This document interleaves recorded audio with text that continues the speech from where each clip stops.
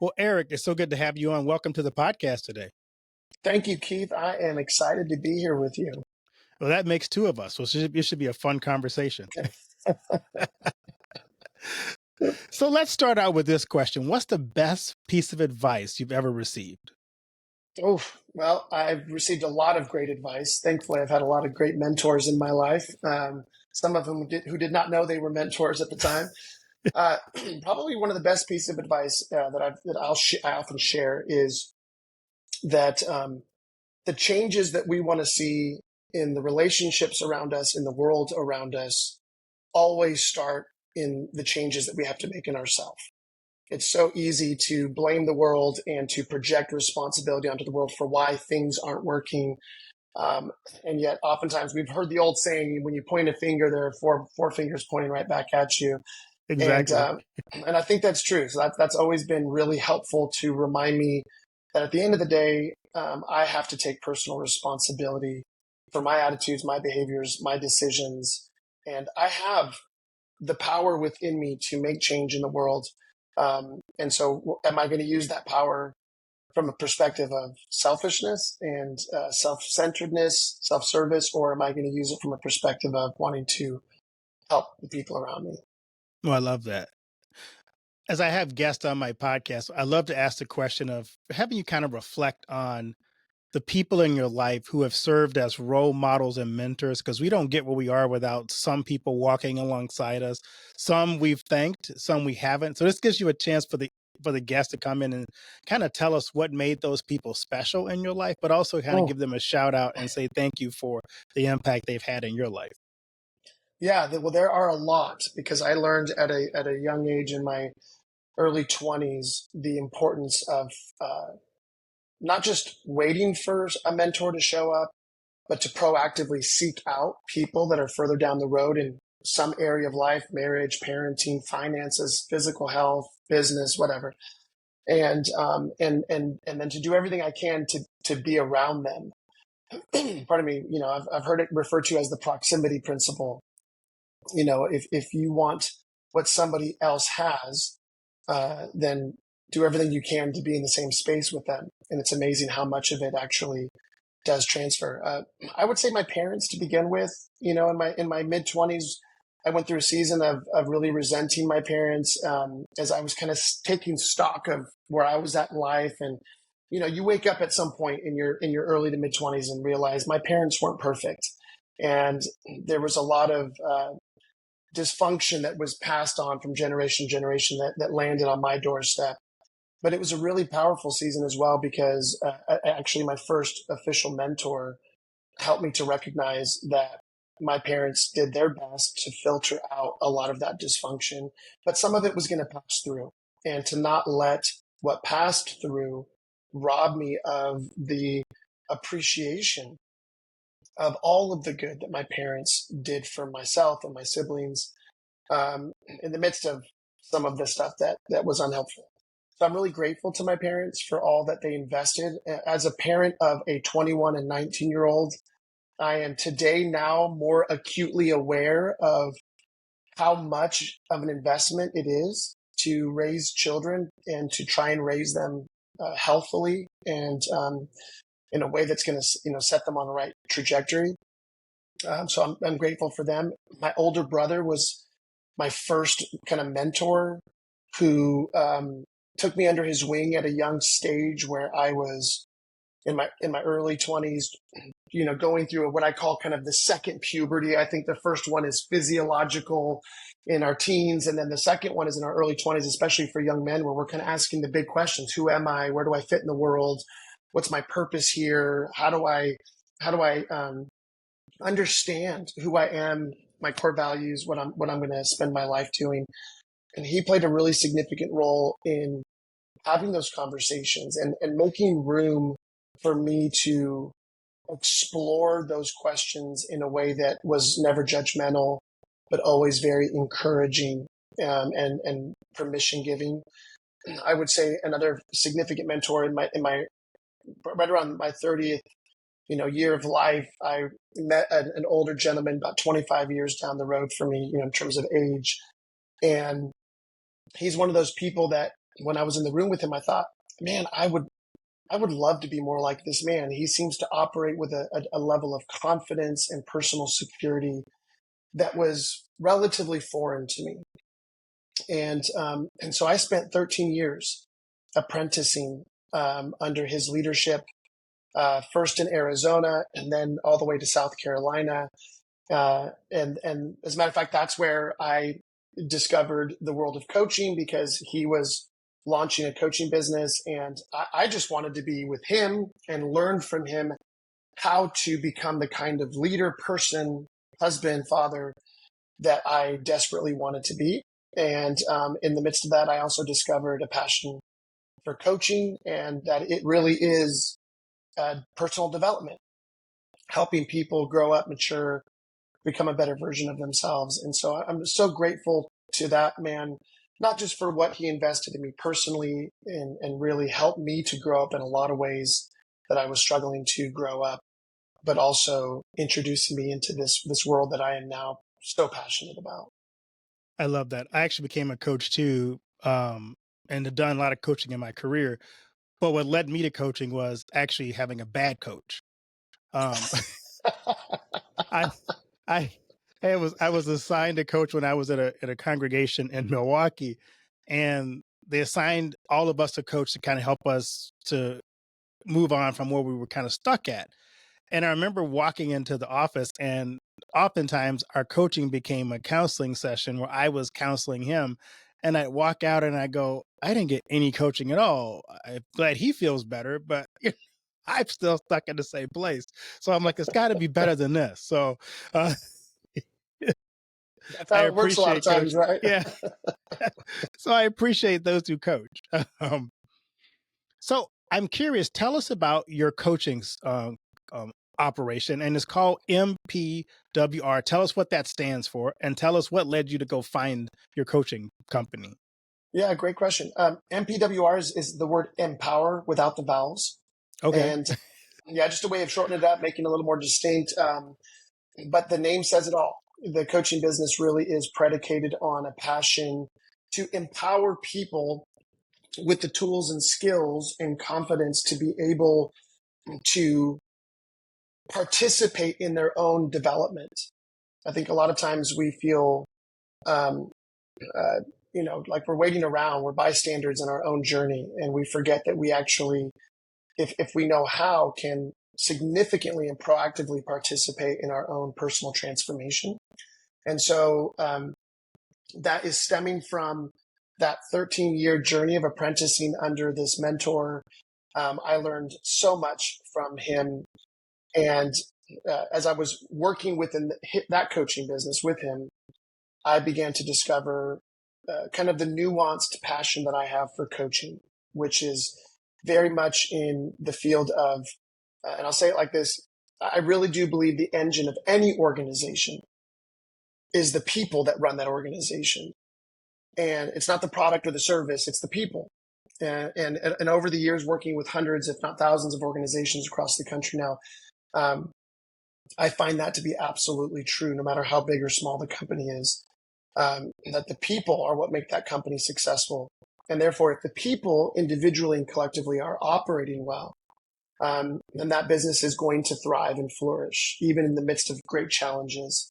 And when those individuals or teams are not operating well, that's usually where leaders experience the greatest tensions and frustrations. I mean, we can be frustrated with the market, we can be frustrated with, you know, cultural dynamics, political dynamics. But at the end of the day, the greatest challenge that any organization I've ever worked with is facing is the challenge of not knowing how to get people to operate well together. And which is, that's an age old human predicament, right? Since the Right. beginning of time, people have been fighting and squabbling and not knowing how to partner well together to accomplish great things. And so that became my particular passion, was to help leaders, teams, organizations um, with what we call a leadership operating system. Because one of the things I learned early on was that all human beings over our years, from our childhood to the present day, we've developed a quote unquote operating system. In other words, kind of like our smartphones. We Right. love all the apps that we get to use that help us solve individual problems. But the genius of these devices is that there is an operating system that is kind of the parental or governing software that determines how the apps can operate and how much memory and how much power is given to these different applications. And I think as we go through life, we've developed an operating system, some of which works and is functional and is helpful, and I think some of which is dysfunctional and unhelpful. And so all we do is come alongside of leaders and introduce them to some simple tools that make up a leadership operating system. So if you want to be the best leader of yourself and of the people around you, then you need to ensure that your operating system is actually going to empower those activities. Because if you don't have that operating system, then you can read all the books, go to all the seminars, watch all the YouTube videos, listen to all the podcasts on the tips and tricks of leadership. Those are apps. But the problem is people blame the books they read and the conferences they go to, and they say, this stuff doesn't work. And I have to tell them, maybe those apps aren't the most helpful, but I think if you look a little deeper, you'll discover that there's something inside of you that's not working. And for those leaders that are willing to do the work and download this leadership operating system, what they discover is that it liberates them. It frees them up to operate in a way that allows them now the ability to do the things that are actually most helpful for themselves and for the people around them. And when people discover that, it is literally life transforming. Because like I said earlier on, most people blame their colleagues, blame their bosses, blame their customers, clients, blame their coworkers, blame whatever, HR, the bureaucracy of their organization for why things aren't working well. And once they realize, actually, I'm the problem, I'm the issue. And if I would do the work on myself to become a better leader of myself, then that will translate into my ability to actually transform culture within any context. I love that.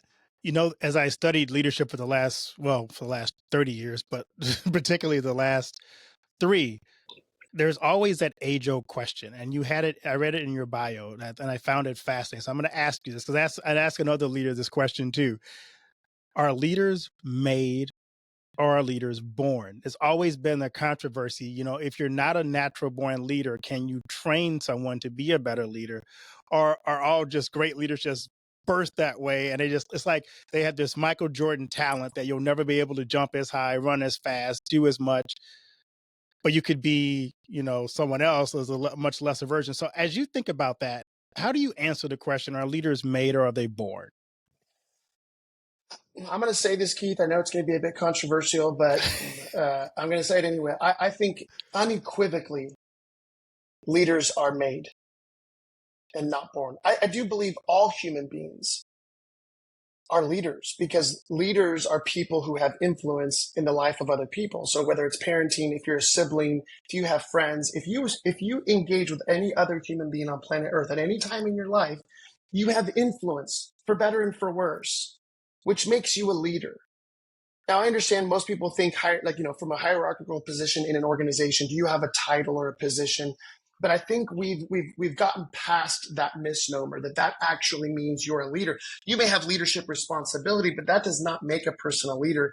As a matter of fact, in all of my studies over the years, all the biographies I've read, all the autobiographies I've read, all the studies on leadership, going back millennia, right? I mean, you're a student of the Bible. You go back and read, some of the ancient literature, and what you discover is that all people who become what we would consider effective, helpful, great leaders are people who have to do the hard work of developing their sense of self-awareness, to become aware of what they do well, what they do not do well, the gold they bring to any situation, the dirt they also bring, their willingness to comb through that dirt to discover new gold, right? To develop the character qualities, to develop their skill set, to be able to bring whatever superpower. I do believe all human beings come loaded with all kinds of, latent superpowers, whether we call those personality types, preferences, whether we call them natural abilities,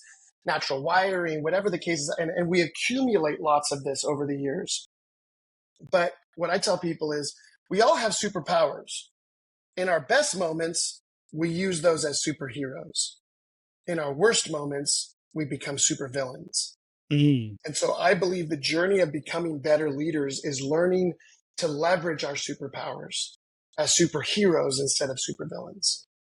I love that. I want to dive into your book. You have a book called Leadership Gravitas: 12 Essential Okay. Skills to Expand Your Impact and Influence. Now, as I looked at the title, I'm going, are there only 12? Or did you just go, okay, I'm at 12, I'm going to stop now because it's getting too big? I mean, why did you go to 12 or stop at 12? That's a great question.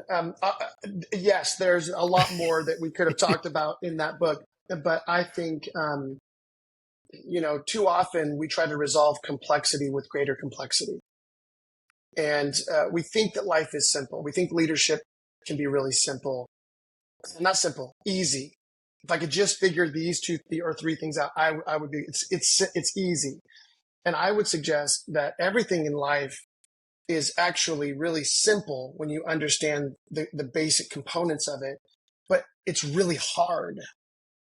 And we are in a current era of culture where we want to think everything is easy and very complex, that only a few people really understand, the components of leadership. But for those people, it seems easy. The people we see on social media, on the stages of life. And I would suggest, no, actually, I think it's very simple, but it's so difficult to practice these very simple principles and components of life or leadership. And so it becomes easier to make it complex. And so in developing that book, I actually borrowed from a gentleman named Daniel Goleman, who's kind of the person who coined the phrase emotional intelligence. Mm. And I borrowed from a framework that he had developed where he talked about the importance of these 4 quadrants: self-awareness, self-leadership. He uses different language, others awareness, and other leadership. So basically, what is our conscious ability to pay attention to our thoughts, emotions, and physical reality and the impact we're having on our environment? And then what is our ability to actually lead ourselves, to coach ourselves, to manage ourselves, right? And in all those 3 areas, so that we're able to bring a sober, healthy, clear-minded, focused version of ourselves to any situation that we find ourselves in, which we all know is difficult because life is constantly throwing curveballs at us, different challenges. We're constantly getting triggered and hijacked. And so what is our ability to recover from those experiences? And what I say, to put the best version of us back in the driver's seat. And so the title Leadership Gravitas was developed because I don't know why I remember this, but I remember learning about planetary orbits. Mm. And the laws of physics in planetary orbits suggest that the planets of lesser mass would orbit around the planets of larger mass. Right. And that became this powerful image.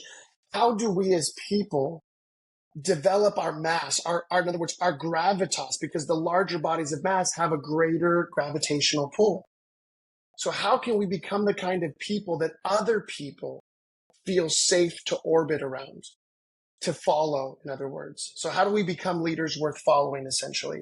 And so the question, or I should say the quest for myself for many years, and it continues to this day, is how do I continually increase my leadership gravitas so that I can more and more become a leader who is trustworthy, that other people can follow, that other people believe I have their best interest, not just my own, that I'm concerned about their development, their trajectory, not just my own. I'm concerned about their well-being, not just my own. And so I borrowed this framework from Daniel Goleman, and in working with clients many, many years ago, I realized we need to provide some simple, practical handles about what does it mean to practice self-awareness.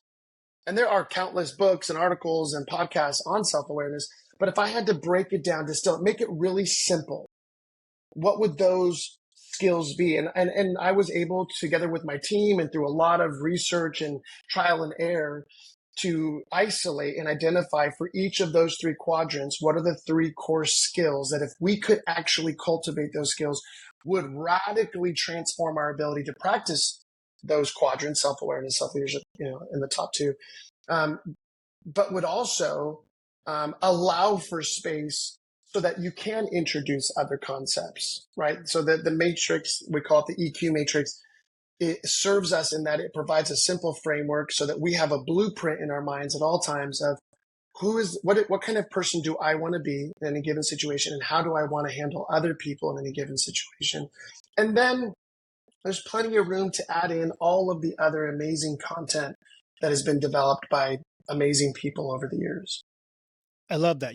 I was reading, I can't remember what the study was, maybe in Harvard Business Review, but they said that as leaders go higher up the hierarchy in leadership, the less their emotional intelligence is, the lower the emotional intelligence is. So they, as you interact less with people, the less you have to worry about your emotional intelligence.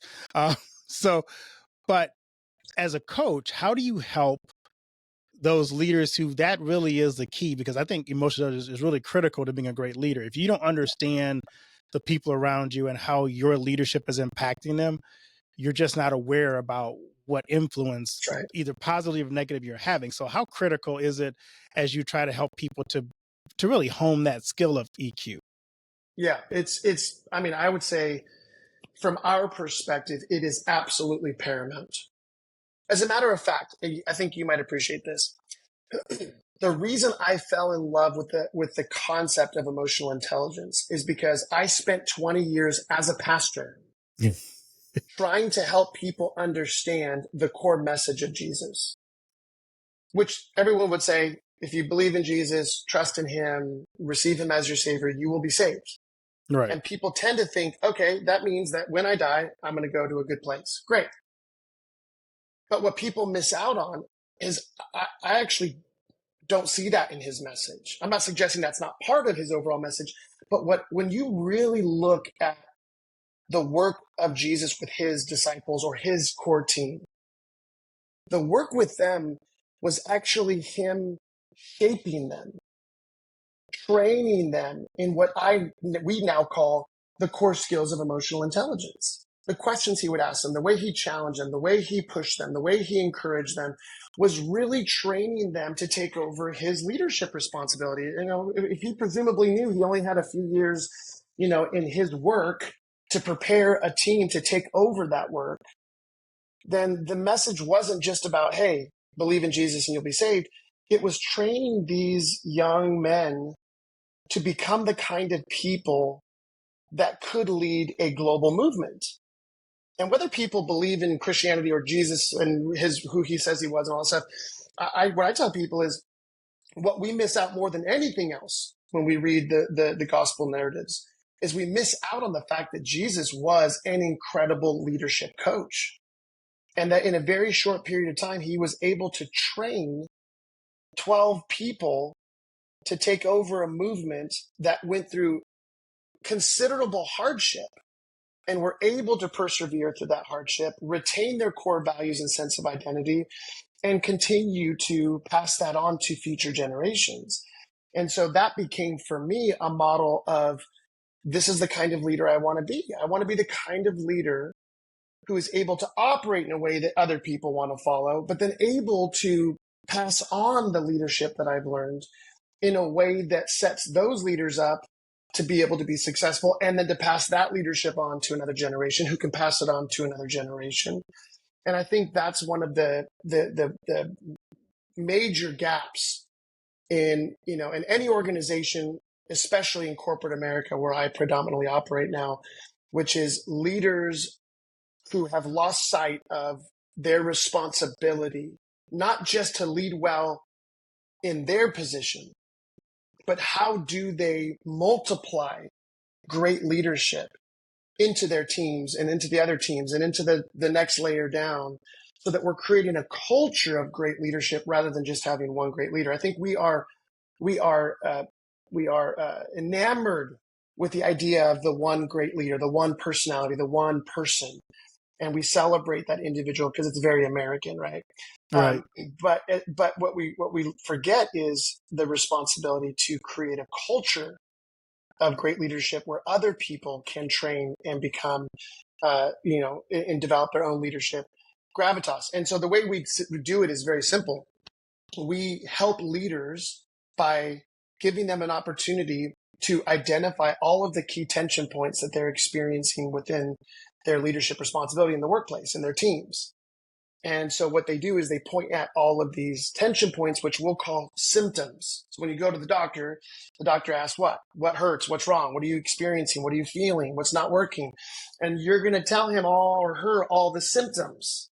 And then you trust that the doctor understands that those symptoms are connected to what's going on inside of your body where you and I cannot see, but they have studied the internal workings of the body, maybe an MRI, an X-ray, some blood tests to help us connect the symptoms that we're experiencing to the systemic realities that are going on inside of our body. In the same way, with this leadership toolkit, we train leaders to first identify the symptoms because that's where the tension points are. Those are easier to see. Think of like a cross section of a tree, and above the ground, you can see the tree. That's what we all see when I'm looking out my window. I see trees. But the reality is there's a lot of that tree that's actually happening below the surface in what we would call the invisible realm. Right. And so what I learned over the years was we have to develop our ability to see what's happening beneath the surface in our own lives, our leadership, and in the team or the culture and the company around us. And if we can do that, and that's what these tools empower people to do, if we can learn to connect the symptoms to the systemic issues, then we can make the changes at the systemic level that are actually going to lead to long-term sustainable change and transformation rather than, as most people do, we just keep dealing with the symptoms and nothing ever really changes. I love that. As you wrote this book and as you've coached people, what have you discovered to be the most difficult of the 12 skills for leaders to master? Unequivocally, in the first quadrant, self-awareness, the three core skills are honesty, humility, and self-love. And then we define them in a very simple, practical way because they're skills, right? So we need to know that all of us can develop these skills. But without question, the most difficult is self-love. And what I mean by that, we define self-love as giving ourselves permission to become a better version of ourselves. And it is, and I would imagine with your experience in ministry, you would appreciate this. It is unbelievable how often we get stuck in holding on to hurts, frustrations, failures, shortcomings, both those who have perpetrated against us and the places where we've been the perpetrator. And so what happens is we end up holding on to unforgiveness. In other words, we hold others and ourselves indebted to the past. And so the first key to self-love is you not only have to forgive other people in your life who have stepped on your toes, and I'm saying that lightly, Right. but we also have to forgive ourselves for the times when we've stepped on other people's toes, for our failures, for our struggles, the time that I missed that project deadline, the time when I blew up that speech and I didn't do it well, that time when I didn't handle a team member well and they quit, the time when I lost my business and had to shut it down and went bankrupt for 2 years. Whatever the failures in our life, what I find is that people are not equipped with a simple mechanism for setting themselves free from the past. And they don't realize how much that is inhibiting their ability to take appropriate risks in the present. And so the first order of business in self-love is recognizing where we are not loving ourselves, where we are not giving ourselves permission to be human beings, that we all stumble, fumble, bumble our way into growth. We forget very quickly that little kids learn to walk. by failing and failing and failing and failing and failing and failing until they eventually learn to walk. And even when they learn to walk, they do it very poorly Right. for a while before they become any good at it. Right. And so we forget that's a beautiful picture of how human beings in any area of life grow. That's how we develop. It's how we learn new skills and new areas of life is we stumble and fumble and fail our way into becoming better. There's a great quote that I heard. I think it's G.K. Chesterton who said, anything worth doing is worth doing poorly. And I added, until you get better. The goal Right. is to get better. We don't want to Exactly. accept that we're just constantly failing in every area of our life. But anything worth doing is worth doing poorly until we get better. And we struggle. The older we get, the more we expect that we can just figure it out, that we're going to be great at stuff, that we should be able to try something for the first time and knock it out of the park and be superheroes. And I have to remind people, this is part of the human journey, that you will fail often before you succeed. And the moment we choose to accept that, embrace that, and to set ourselves and others free from those past debts, it is a form of liberation that literally catapults people into an incredibly more fruitful future. I love that. I thought you were going to say humility because when I was at seminary, they kept saying I wasn't humble enough. And my response was, people who are humble for a reason. They didn't like that one. But but what I really meant is that it wasn't about a humility thing for me. It was about confidence in what God's abilities for me were. And it came off as arrogant, but it really wasn't. I was very grounded in what I knew my abilities were. But a lot of times people get stuck in, like you say, that the self-love and humility all kind of go together. Once you learn to love yourself and realize that you do have the skills, the gifts, and abilities to do whatever it is you've been placed in a position to do, you just got to soar and trust That's that God will give you the rest of the tools you need. So I love that as a Well, reminder for us. here's what's interesting, Keith. Let me just share this with you because I know you'll love this, and I'm sure some of your listeners will appreciate this. If I tell people, if we grew up in a religious context, Mm-hmm. or spent any amount of time in any religious context, I think humility has been so poorly defined in those contexts. We've defined humility as, number one, think less of yourself. Right. So don't get too high and mighty. Don't become proud and arrogant out of fear, which most religious contexts are more than they realize deeply rooted in fear. Because of the fear of being proud and arrogant and thinking too highly, what happens? We go the opposite direction. Think lowly of yourself, put yourself down, diminish your skill set, diminish your value, right? Undervalue what you bring to the table. Secondly, they've defined humility as thinking of yourself less often. You're too preoccupied with yourself. You're too self-centered. Okay, I understand both of those. But here's what I tell people. Humility in our definition is, it begins with honesty, which is having a very honest and sober assessment of what's going on inside of us and how we're impacting the world. Humility is recognizing that all human beings have gold and dirt. And humility, I think, is about embracing and accepting our best qualities, our superpowers, and our not so great qualities, and having a very, very sober acceptance of those two so that we can practice this simple thing. In any situation, we play our cards and let the chips fall where they may. People ask me all the time, what's the secret to true confidence? And I said, it's humility. Because humility is not about thinking lowly of yourself. Humility is about understanding what you do and do not bring to the table. And the more we practice self-awareness, the more aware we become of the superpowers that we have to offer any environment. And the times when we don't have something to offer, and that's okay. But that's where true confidence comes from. And so people right now, everybody's talking about the imposter syndrome and how do we overcome it? And I tell people, I promise you, in a very short time, you can overcome the imposter syndrome, which is really insecurity, by simply practicing the way we define honesty, humility, and self-love.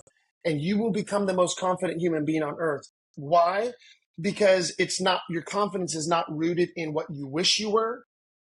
and it's not rooted in what other people wish you were, and it's not rooted in who you are not.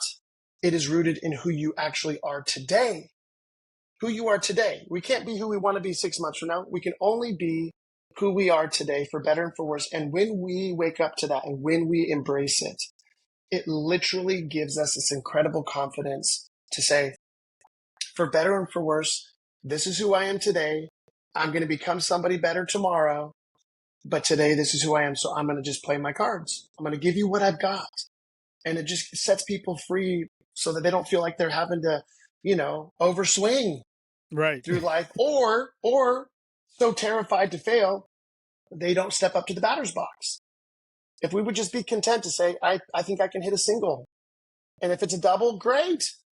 But if it's just a single, I'm okay with that, because I'm just going to bring, and I tell people, I work with a lot of athletes, and I'm an avid golfer myself. And I tell them over and over and over again, every day when I show up to the golf course to play around a golf, I have what I have that day. And I can think of all of the swing changes and the things that I wish I could do that day and the shot I wish I could hit that day. But all I can do is play with the game that I showed up with that day. And that's what sets me free, to play within myself. And I tell people that's a beautiful analogy. As human beings, the more we learn to play life within ourselves, with what we have today, there's an incredible confidence that comes from that. That's amazing. I'm always curious, what are you excited about in this season of your life?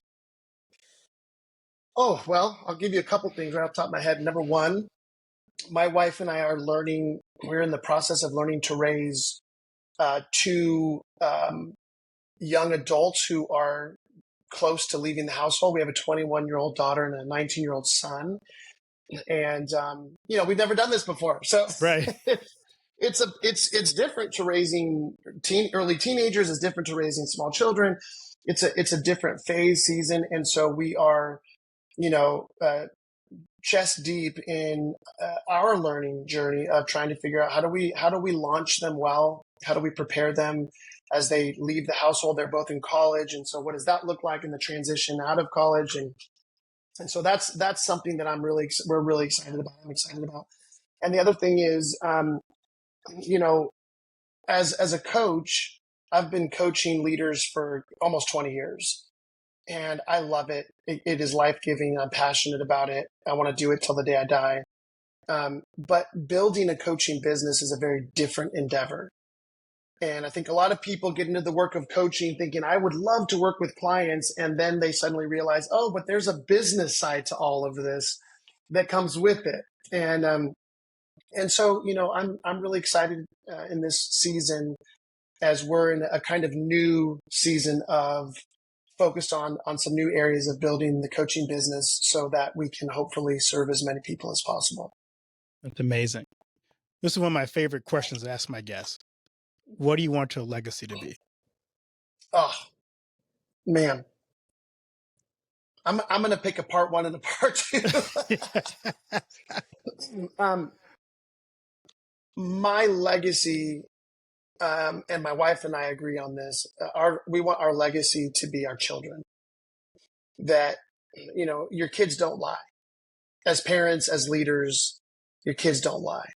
You've spent more time with them than any other person you work with in your life, probably. And therefore, there is no greater context of leadership development and testing of leadership, I think, than the work of parenting. And so, our kids and then their families, generation after generation, we want that to be our legacy, that we passed on a better legacy than our parents passed to us. And then secondly, I really hope my legacy as a professional is that people would say Eric leveraged everything, not to make more money, not to build his acclaim and his reputation, but Eric leveraged everything to empower leaders who could build a better world. I love that. As we wrap up our conversation, what key takeaways do you want the audience to gain from our conversation? I would say, first of all, pardon me, Leadership is really hard, and most of us did not get a lot of training over the years. Most people cannot think back to one leadership course they took in high school, college, graduate studies, um, and uh, and I think just accepting the fact that the responsibility of influencing other people in whatever role we have is very difficult. But again, I want to say anything worth doing is worth doing poorly until you get better. And so I just encourage people, stay the course, be a continual lifelong learner, keep fighting to give yourself permission to become a better leader tomorrow than you are today. Because I think that's the best any of us can do, is just commit to that mission. That's great. Where can people find your book, Leadership Gravitas 12 Essential Skills to Expand Your Impact and Influence, and learn more about you and your coaching business? Yeah, thank you, Keith. Everything can be found at our website, which is MPWR Empower, mpwrcoaching.com. And there's links from there to go everywhere. Obviously, all of our content is found on Amazon and other platforms that people want to get Audible versions. We actually just released a new book called Transform Your Trajectory. And the subtitle is How to Turn Your Most Challenging Moments into Life-Changing Breakthroughs. And my one promise to people is I tell people they may not be the best books in the world, but I can tell you they were written out of the overflow of my journey and my work with other clients. So it's very raw. It's very real. These are real stories that I share in the books. I wrote these books. They were not ghostwritten, and I have nothing against ghostwriting. I'm sure I'll do that at some point in the future. But I tell people, if you're looking for something that really works, because I am passionate about the proof in the pudding. It's got to work for me, and it's got to work for anybody. If they want to take their leadership to a new level, then I would highly recommend that they check out some of this content. Well, Eric, thanks so much for providing awesome content for my podcast, and I enjoyed our conversation. And you're welcome to come on again and talk some more leadership. Really enjoyed this time together. Well, Keith, thank you. I had a blast. I love your background, and anything I can do for you, buddy, I'm all in, and would love to come back in your podcast at some point in the future. Well, thanks. You enjoy that wonderful sun shining in San Diego there. Okay, thank you, Keith.